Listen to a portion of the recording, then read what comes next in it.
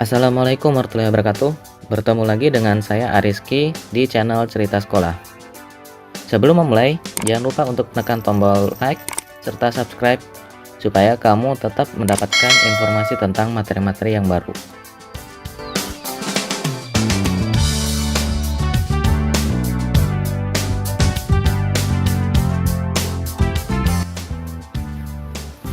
Pada video pembelajaran kali ini, kita akan membahas tentang komponen perangkat keras yang ada pada komputer. Materi ini bisa kalian temukan pada buku pelajaran informatika kelas 7 pada semester 1. Pada komputer terdapat beberapa komponen perangkat keras. Jadi komputer itu terdiri dari perangkat input, perangkat proses, perangkat output, dan ada dua perangkat tambahan lainnya yaitu storage dan peripheral. Nah, ini bagian-bagian utama yang ada pada komputer. Perangkat input digunakan untuk memasukkan data yang akan diproses oleh komputer. Data dapat berupa tulisan, gambar, video, ataupun suara. Macam-macam perangkat input ini yang pertama ada keyboard, mouse, scanner, mikrofon, webcam, dan joystick. Kita akan bahas yang pertama adalah keyboard. Keyboard ini dibuat berdasarkan mesin ketik yang ditemukan oleh Christopher Latham pada tahun 1868. Keyboard merupakan alat untuk memasukkan data maupun perintah ke CPU. Biasanya berupa rangkaian huruf, angka, dan tombol fungsi lainnya. Keyboard terdiri atas tombol-tombol berbentuk kotak dengan huruf angka atau simbol yang tercetak di atasnya. Nah, di keyboard ini dibagi menjadi beberapa bagian. Yang pertama ada function keys yang berada di bagian atas yang berisikan tombol F1 sampai F12. Kemudian ada typewriter yang berisikan tombol huruf, angka, dan tanda baca. Kemudian ada numerical keypad atau tombol kalkulator. Nah, ini bisa kalian temukan pada bagian kanan keyboard. Tetapi untuk laptop, tidak semua laptop memiliki numerical keypad yang terpisah. Mereka biasanya bergabung pada typewriter. Kemudian ada yang terakhir yaitu control keys atau tombol pengontrol tambahan. Di sini ada tombol CTRL, ALT, Shift, Caps Lock, Enter maupun yang lainnya. Sementara untuk macam-macam keyboard, yang pertama ada keyboard serial, kemudian ada keyboard PS2, kemudian ada USB dan keyboard wireless. Kemudian kita beralih ke mouse. Mouse ditemukan oleh Douglas Engelbart pada tahun 1963. Mouse ini digunakan untuk mengarahkan kursor di layar monitor. Mouse bekerja dengan menangkap gerakan menggunakan bola yang menyentuh permukaan keras dan rata. Mouse yang lebih modern sudah tidak menggunakan bola lagi, tetapi menggunakan sinar optikal untuk mendeteksi gerakan. Nah, kalian bisa melihat sinarnya ini ketika kalian mengangkat mouse-nya. Ada warna merah di situ. Selain itu, ada pula yang sudah menggunakan teknologi nirkabel atau wireless. Pengoperasian mouse ada beberapa cara. Yang pertama kita tunjuk atau pointing. Kemudian setelah ditunjuk kita bisa klik. Bisa klik 2 kali atau double klik. Kemudian kita bisa klik dan tarik atau namanya drag. Kemudian ada tombol klik kanan. Alat input berikutnya yaitu adalah scanner. Scanner merupakan alat bantu untuk memasukkan data berupa gambar ataupun grafik dan mengubahnya ke dalam bentuk digital sehingga dapat diproses dan dapat digabungkan dengan bentuk data yang berupa teks. Data yang telah diambil dengan scanner dapat dimasukkan secara langsung ke semua aplikasi komputer yang mengenali teks ASCII. Scanner juga dikenal dengan nama pemindai. Di sini ada beberapa gambar scanner yang umum kita jumpai. Yang pertama ada flatten scanner atau yang seperti mesin fotokopi bagian atasnya, dan ada barcode scanner yang sering kita jumpai jika kita saat berbelanja ke supermarket ataupun toko-toko modern saat ini. Berikutnya ada mikrofon. Nah, mikrofon ini digunakan untuk memasukkan input berupa suara. Nah, itu tadi beberapa contoh alat input pada komputer atau input device yang gunanya untuk memasukkan data ke dalam komputer. Kemudian setelah dimasukkan ke dalam komputer, data tersebut akan diolah untuk menghasilkan informasi yang baru. Nah, di sini ada perangkat pengolah. Perangkat pengolah ini digunakan untuk mengolah data hasil dari inputan tadi. Data bisa berupa teks, gambar, video, suara, maupun bentuk yang lainnya.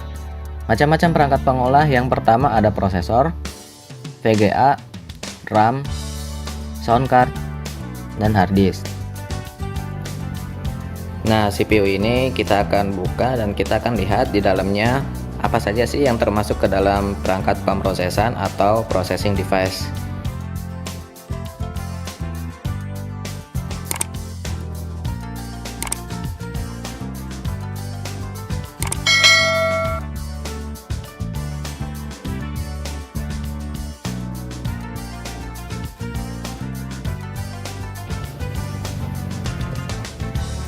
Nah, di bagian belakang ini namanya panel input output.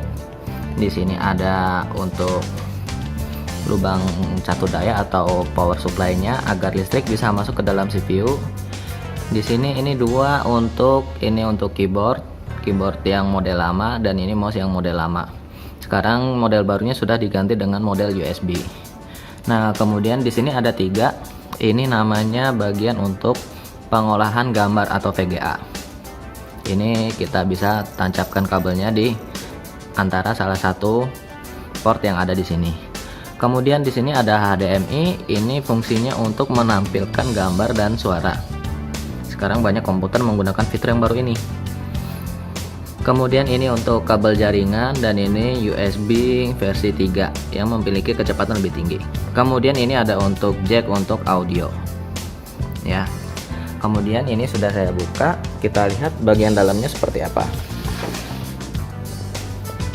Nah, ini bagian dalamnya. Atas ini namanya power supply atau bahasa Indonesianya catu daya yang digunakan untuk mengalirkan listrik ke semua komponen yang ada pada komputer. Nah, ini di sini ada kabel listriknya. Kemudian bagian yang paling besar ini yang hampir satu bagian dalam isinya adalah motherboard. Fungsi dari motherboard adalah tempat untuk menempelnya seluruh komponen yang ada pada komputer. Kemudian di sini ada memori. Ini slot memori. Ini memorinya ada dua. Kita bisa tambahkan satu lagi di sini. Nah, ini ada slot PCI-nya untuk menambah satu fungsi lagi yang ada pada komputer yang bisa kita tambahkan secara manual.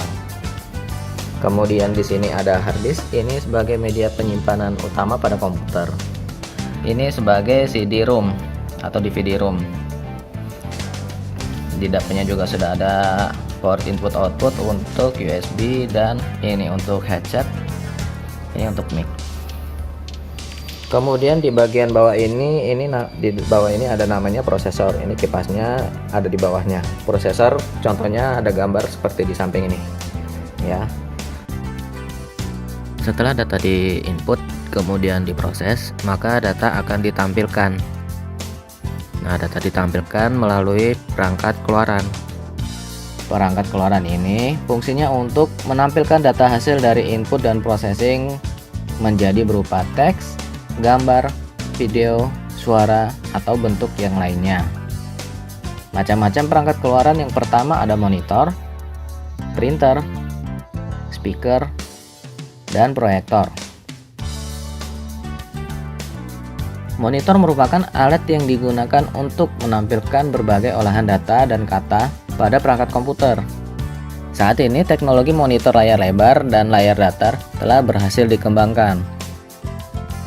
Macam-macam monitor dari zaman diciptakannya. Yang pertama ada CRT atau cathode ray tube, yang biasa kita lihat sebagai monitor yang memiliki bodi yang tebal serta ukuran yang besar dan berat.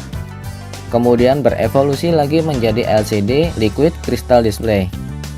Kemudian berkembang lagi ke LED backlight atau light emitting diode.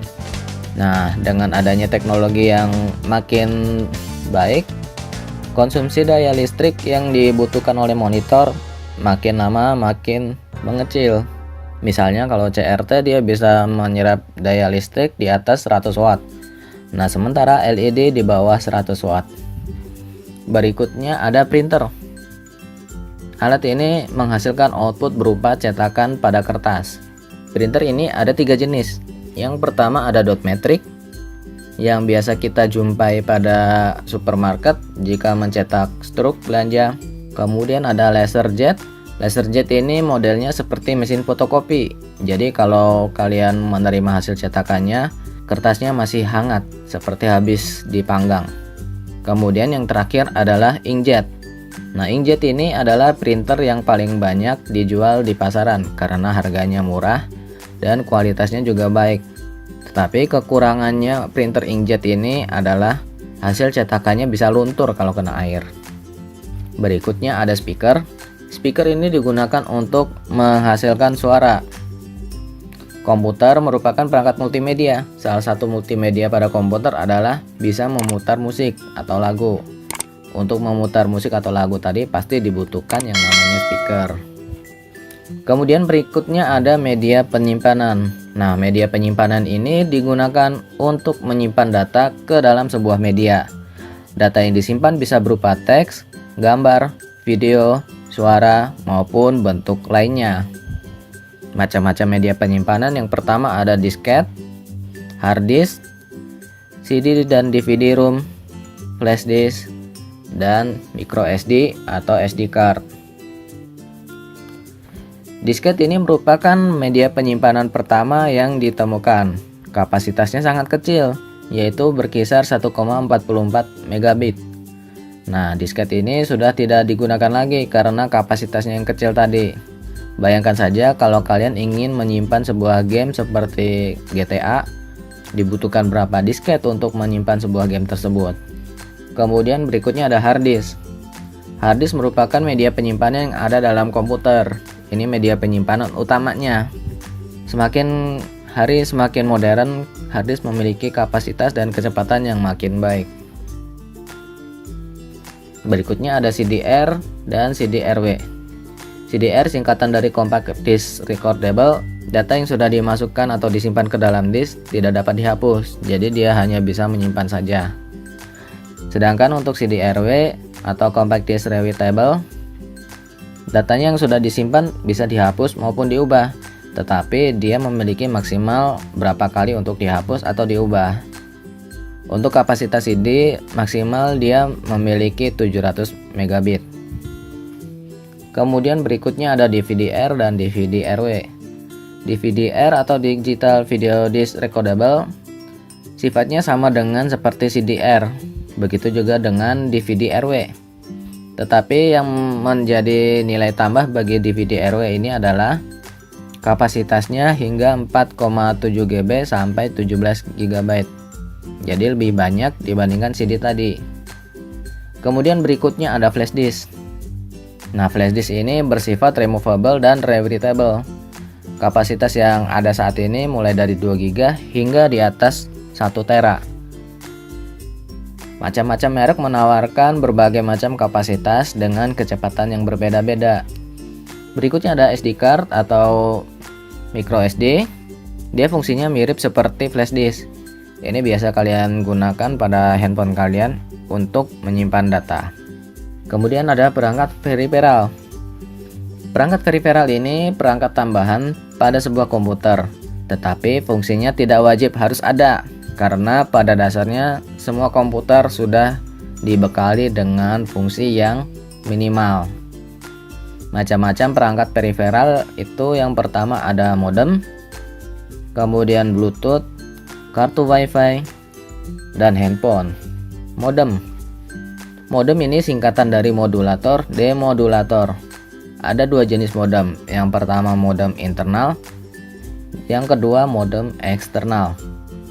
Fungsi modem ini yaitu mengubah sinyal digital menjadi sinyal analog dan mengubah sinyal analog menjadi sinyal digital. Modem internal, keuntungannya yaitu harga relatif murah, tetapi kerugiannya pemasangannya sulit karena harus membongkar CPU dan tidak dapat dipindahkan ke komputer yang lain. Kemudian ada modem eksternal. Keuntungan untuk modem eksternal ini pemasangannya sangat mudah, seperti flash disk, tinggal tancap dan dia akan tersambung ke sinyalnya. Kemudian modem eksternal ini bisa dipindahkan ke komputer lain. Kerugiannya jika dibandingkan dengan modem internal yaitu harganya relatif lebih mahal dibandingkan modem internal. Kemudian ada Bluetooth. Bluetooth fungsinya mentransfer data sampai jangkauan 10 meter. Saat ini teknologi Bluetooth sudah jarang digunakan karena sudah ada teknologi Wi-Fi. Teknologi Bluetooth memiliki kecepatan yang lebih rendah dibandingkan dengan teknologi Wi-Fi. Jadi perangkat ini sudah jarang ada ya. Berikutnya ada kartu Wi-Fi. Kartu elektronik yang digunakan untuk menangkap sinyal Wi-Fi dari sebuah jaringan Wi-Fi. Kemudian yang terakhir ada handphone. Handphone ini digunakan untuk menggantikan modem pada saat mengakses internet dengan cara dihubungkan melalui kabel data atau Wi-Fi portable. Nah, kalian pasti sering menggunakan handphone sebagai modem. Oke, penjelasan untuk materi perangkat keras pada komputer cukup sekian. Dan jangan lupa untuk menekan tombol like serta komen dan subscribe agar kamu tetap dapat informasi yang terbaru. Sekian dari saya, sampai jumpa pada video berikutnya. Assalamualaikum warahmatullahi wabarakatuh.